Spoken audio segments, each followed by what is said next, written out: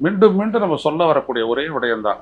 இதுக்கு மேல நம்ம வந்துட்டு விஜய்க்கோ தாவேகாவினருக்கோ சொல்றதுக்கு எதுவும் இல்லை. தாவேகாவினராவது கொஞ்சம் கேட்கலாம். தாவேகாவினரா நீங்க வந்துட்டு கிட்டத்தட்ட 2 வருஷமா செயல்பட்டுட்டு இருக்கிறீங்களே, உங்க யாருக்காவது உங்களுடைய கட்சியினுடைய அரசியல் என்னன்னு புரியுதா? இடத்துலயாவது எந்த பிரச்சனையிலையாவது இவங்க ஒரு ஆழ்ந்த பார்வையை செலுத்தி இருக்கிறாங்கன்னு நீங்க சொல்லுங்க. நான் உங்க கட்சிக்கு ஆதரவாளனா இந்த கடந்த ஜனவரி மாதம் 30ஆம் தேதி வரைக்கும் இருந்திருக்கேன். நீங்க யோசிச்சு பாருங்க, உங்களுடைய கட்சிக்கு ஏதாவது ஒரு பார்வை இருக்கான்றது. எல்லா இடத்துலையும் மக்களோட நிற்பேன் அண்ணா பல்கலைக்கழகத்தில் அந்த பாலியல் அத்துமீறல் நடந்த போது சகோதரிகளே நான் உங்களோட ஒரு சகோதரனாக நிற்போனார். அப்புறம் வந்துட்டு அந்த தூய்மை பணியாளர்கள் போராட்டத்தை நடத்துகிற போது அவங்களும் சந்தித்த போது நான் உங்களோட இருப்பேன் அப்படின்னாரு. கடைசியில் உள்ளபடியே இவர் நிற்க வேண்டிய இடம் கரூரில் அவ்வளோ மக்கள் இறந்த போது, நெரிசல் இறந்த போது, அவரது பரப்புரை கூட்டத்தில் இருந்த போது அவர் அந்த இடத்துல நிற்கலை. இப்போ இந்த எஸ்ஐஆர் எடுத்துக்கங்க, உங்களுடைய தலைவர் சொன்ன அந்த அறிக்கைக்கும் யதார்த்த நிலைக்கு ஏதாவது சம்பந்தம் இருக்குதா? யோசிச்சு பாருங்க. எந்த வீட்டுக்காவது கட்சிக்காரன் வேற கட்சிக்காரன் அப்படின்றதுக்காக இந்த எஸ்ஐஆர் ஃபார்மை கொடுக்காத இருந்தாங்களா? அப்படி அதிமுக வந்துட்டு எங்களுக்கு கொடுக்கலன்னு சொல்லலை, யாருமே சொல்லலை, உங்க கட்சி மட்டும் சொல்லு. அப்படியா? உங்களுக்கு எல்லாம் ஃபார்மே கிடைக்கலையா? அந்த விஜயத்துக்கு அப்படி மேல பிம்பமா நிறுத்துறாங்க. புரியுதுங்களா? அவர் உள்ள உட்காந்து அப்படி அப்படின்றாரு. இதெல்லாம் வந்துட்டு என்னது? இதெல்லாம் அரசியல். இப்படியெல்லாம் எம்ஜிஆர் பண்ணாரா, ஜெயலலிதா பண்ணாங்களா, விஜயகாந்த் பண்ணாரா? யார் பண்ணாங்க? யோசிச்சு பாருங்க. எனவே இந்த அரசியலில் நீங்க உங்களை பலியிடுறதுக்கு முன்னாடி நீங்க எல்லாத்தையும் புரிஞ்சுக்கங்க. நீங்க போனீங்க அப்படின்னம்னா காவல்துறை போதுமான பாதுகாப்பு, 8000 போலீஸ்காரன் இல்லை அப்படின்னம்னா உன்னுடைய முதல் மாநாட்டிலேயே பல பேர் செத்துருப்பார் நெரிசல்ல. நன்றி உணர்வும் கிடையாது, உண்மை உணர்வும் கிடையாது, தொண்டர்கள் மீது அக்கறையும் கிடையாது, எதுவுமே கிடையாது இந்த கட்சிக்கும் அந்த தலைவனுக்கும்.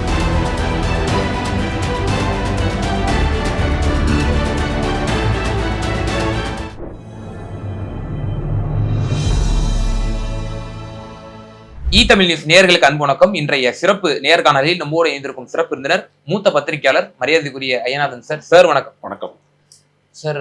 தாவேகா தலைவர் திரு விஜய், தாவேகா கட்சி ஒட்டுமொத்த கட்சியவே நம்ம எடுத்துக்கிட்டோம் அப்படின்னா, இந்த கரூர் கூட்ட நெரிசல் மரணத்திற்கு பிறகு கிட்டத்தட்ட ஒரு 38 நாட்களுக்கு பிறகுதான் ஒரு சிறப்பு பொதுக்குழு நடத்துறாங்க.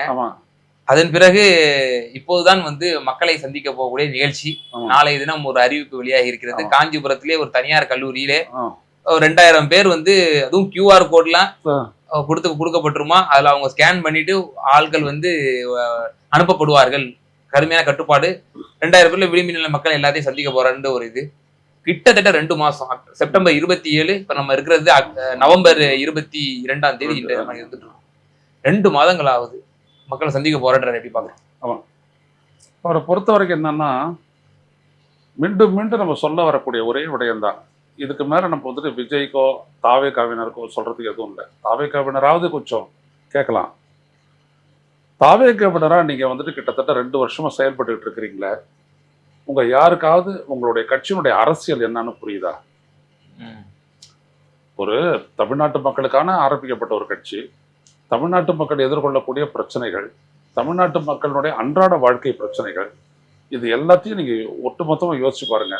இதெல்லாம் தீர்க்கக்கூடிய ஒரு அறிதல், புரிதல், தெளிதல் ஏதாவது விஜய் கிட்டையோ இல்லை விஜய் கூட இருக்கக்கூடிய நிர்வாகி தலைமை கழக நிர்வாகிகள் கிட்ட இருக்கா அப்படின்றத யோசிச்சு பாருங்க. நான் தயவு செய்து சொல்ல வரேன், அரசியல் அப்படின்றது சிந்தனைக்கு பிடிபட்டதா இருக்கணும். உங்களுடைய சிந்தனைக்கு இது எப்படி படுது? இந்த கட்சியில் இருக்கக்கூடிய ஆதவ் அர்ஜுனா தாறுமாறா பேசிட்டு இருக்காரு. இந்த புஷி ஆனந்த் ரசிகர் மன்ற ஆளு, அது பயங்கரமா போகுது.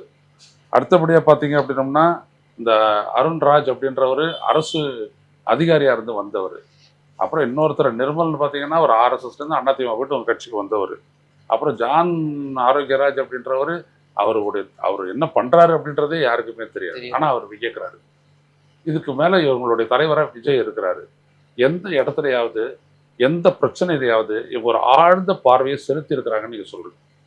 நான் உங்கள் கட்சிக்கு ஆதரவாளனா இந்த கடந்த ஜனவரி மாதம் 30ஆம் தேதி வரைக்கும் இருந்திருக்கேன். நீங்கள் யோசிச்சு பாருங்க, உங்களுடைய கட்சிக்கு ஏதாவது ஒரு பார்வை இருக்கான்றதை நீங்கள் பாருங்க. எல்லா இடத்துலையும் மக்களோட நிற்பேன் அண்ணா பல்கலைக்கழகத்தில் அந்த பாலியல் அத்துமீறல் நடந்த போது சகோதரிகளே நான் உங்களோட ஒரு சகோதரனாக நிற்போனார். அப்புறம் அந்த தூய்மை பணியாளர்கள் போராட்டத்தை நடத்துகிற போது அவங்களும் சந்தித்த போது நான் உங்களோட இருப்பேன் அப்படின்னாரு. கடைசியில உள்ளபடியே இவர் நிக்க வேண்டிய இடம் கரூர்ல அவ்வளவு மக்கள் இறந்த போது, நெரிசல் இறந்த போது, அவரது பரப்புரை கூட்டத்தில் இருந்த போது அவர் அந்த இடத்துல நிக்கல. நான் நிப்பேன் நிப்பேன் நிப்பேன்னு சொன்ன உங்களுடைய தலைவர் விஜய் அந்த இடத்துல நிக்கல. யாருமே நிக்கல. எல்லாரும் அந்த இடத்துல ஓடி போய் மறைஞ்சிட்டாங்க. உங்களால என்ன அரசியல் பண்ண முடியும்னு நினைக்கிறீங்க? ம். இப்போ அதே மாதிரி இப்போ ஒரு சிறப்பு பொதுக்குழு கூட்டினாரு. அந்த சிறப்பு பொதுக்குழு கூட்டி உங்ககிட்ட இருந்து ஒரு அதிகாரத்தை வாங்கினார். என்ன அதிகாரம்? நான் வந்துட்டு எந்த கட்சியோட கூட்டணி தாவேகா சேரணும் அப்படின்றத நான் தலைவரே முடிவெடுப்பார், அதாவது தான் முடிவெடுப்பேன் அப்படின்னு சொல்லிட்டு ஒரு அதிகாரத்தை உங்ககிட்ட இருந்து பெற்றாரு. எதுக்காக பெற்றாரு? யோசிங்க. எதுக்காக பெற்றாரு? பாஜகவுடன் கூட்டணி இல்லை, எனக்கு கொள்கை எதிரி. அதிமுக வந்துட்டு பாஜகவோட இருக்கிறதுனால அதோடய கூட்டணி இல்லை. மற்றபடி வேற எதோட சேர்றதுக்காக இந்த அதிகாரத்தை பெற்றாரு? நான் சொன்னதெல்லாம் இருக்கட்டும், நீங்க யோசிங்க எதுக்கு பெற்றாரு? அப்படியாப்பட்ட நெருக்கடி தான். நீங்க தான் தலைவர், உங்க கட்சியினுடைய தலைவர் தான் முதல்வர் வேட்பாளர்னு சொல்லிட்டீங்க. அப்புறம் அதை ஏத்துக்கிறவங்க தான் தலைவர் வர முடியும், கூட்டணிக்கு வர முடியும். அப்புறம் அதுக்கு எதுக்கு அப்புறம் தனியா ஒரு தீர்மானம்? யோசிச்சு பாருங்க. ஒரு விஷயத்தை யோசிச்சு பாருங்க. இப்ப இந்த எஸ்ஐஆர் எடுத்துக்கங்க. உங்களுடைய தலைவர் சொன்ன அந்த அறிக்கைக்கும் யதார்த்த நிலைக்கு ஏதாவது சம்பந்தம் இருக்குதா? யோசிச்சு பாருங்க. எந்த வீட்டுக்காவது கட்சிக்காரன் வேற கட்சிக்காரன் அப்படின்றதுக்காக இந்த எஸ்ஐஆர் ஃபார்மை கொடுக்காதே இருந்தாங்களா? அப்படி அதிமுக வந்துட்டு எங்களுக்கு கொடுக்கலன்னு சொல்லல, யாருமே சொல்லல, உங்க கட்சி மட்டும் சொல்லு. அப்படியா? உங்களுக்கு எல்லாம் ஃபார்மே கிடைக்கலையா? நீங்க யோசிச்சு பாருங்க. ஆக விஜயோட போய் உங்களுடைய வாழ்க்கையில ஒரு காலகட்டத்தை நீங்க கொடுக்கறதுக்கு முன்னாடி இதெல்லாம் நீங்க யோசிங்க. சரி, இது வரைக்கும் விஜய் பேசுனதுல ஏதாவது அர்த்தம் இருக்குதா? மண்ணரிப்புன்றதுக்கு மீன் அரிப்புன்றாரு, மனிதர் அப்படின்றதுக்கு மனிதர் அப்படின்றாரு. நீங்க புஷியான சொல்றதெல்லாம் விட்டுருங்க, விஜய் பேசுறதே இவ்வளவு குளறுபடியா இருக்குது. ஏன் அந்த மாதிரிலாம் இருக்குது? உங்க கட்சிக்கு ஏன் ஃபோக்கஸ் அப்படின்னு சொல்லுவாங்க. ஏதாவது அதாவது ஒன்னே ஒன்று மட்டும் கட்சி பண்ணுது, திமுகவை திட்டுறது. திமுக மேல எல்லாம் படிப்படும். நீங்க உங்களுடைய மனசை தொட்டு சொல்லுங்க.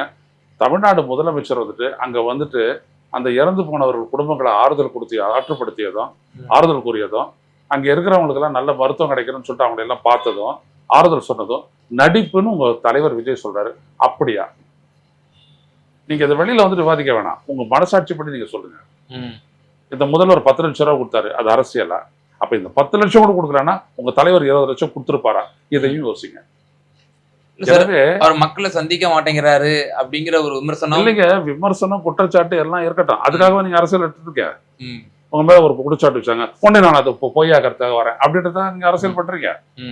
இப்ப சார், இப்போ ஒரு தனியார் கல்லூரியில இப்போ அதுக்குன்னு ஒரு மண்டபம் பிடிச்சி அங்க 2000 பேரை வரவழைச்சு அங்க விளிம்பு நிலை மக்கள், மீனவர்கள், நெசவாளர்கள், இன்னும் பலதரப்பட்ட மக்களுடைய இப்ப எப்படி ராகுல் காந்தி வந்து எப்படி ஜோடோ யாத்திரைன்னு போனாரோ அதுல வந்து பீப்புளோட எப்படி இன்ட்ராக்ஷன் பண்ணாரோ, உங்களுடைய நீங்க அன்றாட சந்திக்கக்கூடிய என்னென்ன சிக்கல்கள், அதுல சிக்கல்கள்ல வந்து அவர் நேரடியாக அந்த பாதிக்கப்பட்ட மக்களிடமே வந்து செவி வழியாக அவர் கேட்கும் பொழுது ஒரு தலைவராக அவர் உணர்வார்.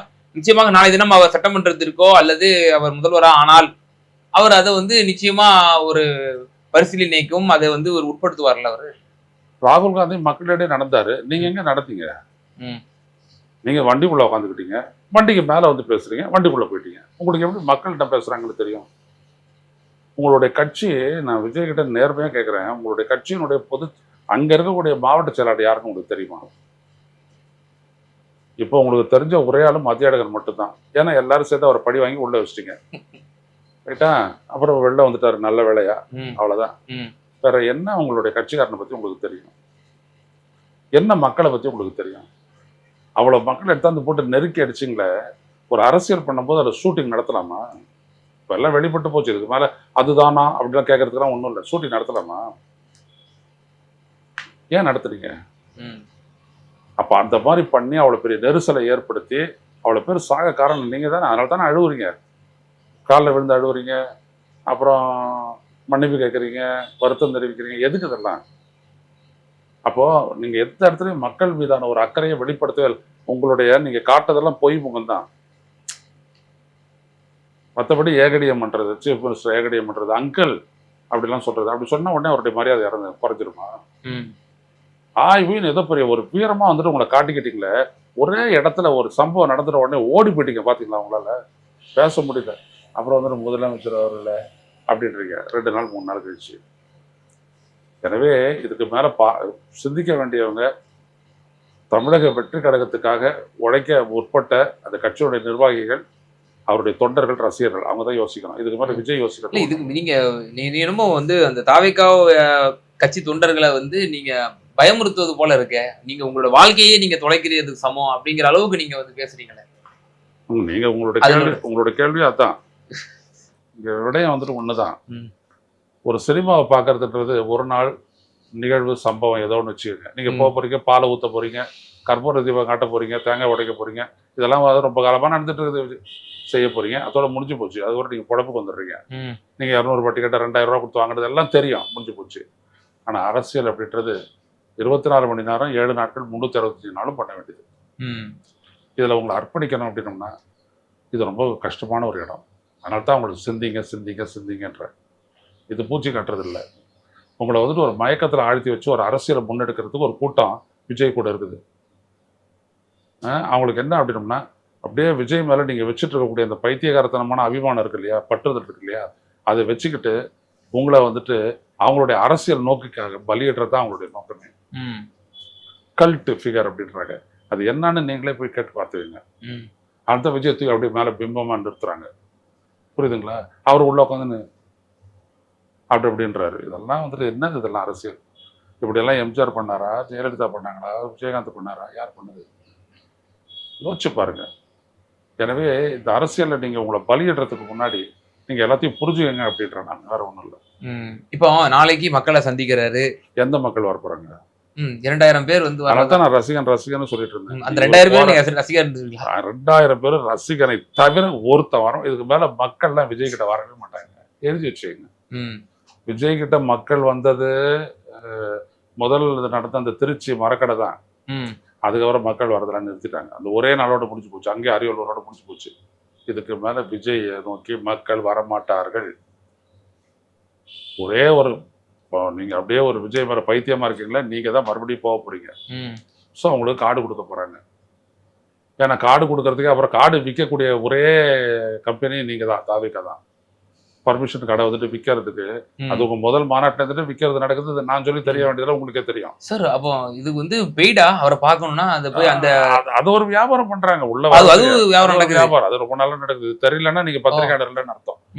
இப்ப வந்துட்டு இவ்வளவு தூரம் வந்துட்டு நடந்துகிட்டு இருக்குது. நீங்க அன்னைக்கு இப்போ காஞ்சிபுரத்துக்கு நீங்க போக, நான் சொன்னேன்ல, சொல்லிட்டேன்ல, நாளைக்கு பார்க்க போறீங்க, இல்லாட்டி நைட்டே அது போட்டுற போறாங்க, பார்க்க போறீங்க. நாளைக்கு போய் பாருங்க. காசு கொடுத்தா உங்களுக்கு போகிறது டோக்கன் கடந்து கார்டு கிடைக்கும். போய் பாருங்க. நீங்க வேணா இப்போ நாளைக்கு அங்கே எல்லாமே பிளாக் நோட் பிளாக்ல டிக்கெட் விற்கிற மாதிரியான ஒரு வியாபாரம் தான். நாளைக்கு அந்த மக்களும் வந்துட்டு இருக்கிற வேலையெல்லாம் விட்டுட்டு ஞாயிற்றுக்கிழமை உங்களை வந்துட்டு விஜயை பார்க்கணும்னு யாரும் வரப்போறது இல்லை. இவர் சொல்லி கேட்கறதுக்கு இந்த தமிழ்நாட்டு மக்கள்கிட்ட ஒன்றும் இல்லை. நீங்க மட்டும்தான். நீங்க என்ன செய்ய போறீங்க சார்? அப்போ நீங்க சொல்றதெல்லாம் பார்க்கும்பொழுது அவர் மக்கள் தலைவர் அப்படின்றாங்க. ஆனா நீங்க வந்து மக்கள்லாம் போல யார் சொன்னது மக்கள் தலைவர்? அவரை மக்கள் தலைவர் யார் சொல்லுது? ஒருத்தர் சொல்லுங்க. நீங்க உங்க கேள்விக்காக சில வார்த்தைகள் எல்லாம் எடுத்து அந்த உள்ளீடா போட்டுக்கிறீங்க. அப்படி செய்யக்கூடாது. இட்லின்னா இப்படிதான் இருக்கணும், மசால் வடைன்னா இப்படிதான் இருக்கணும், மெது வடைன்னா இப்படிதான் இருக்கணும். புரியுதுங்களா? அவர் நடிகர். இன்னைக்கு அவர் நடிகராகவே தொடர்றாரு. ஏன்னா தாடி வச்சுட்டு தொடர்றாரு, அவ்வளவுதான். அவர் மக்கள் தலைவரா ஒருத்தருமே சொல்லல. நான் தான் சொல்றேனே, அதெல்லாம் திருச்சியோட முடிஞ்சு போன கதை அப்படின்ட்டு.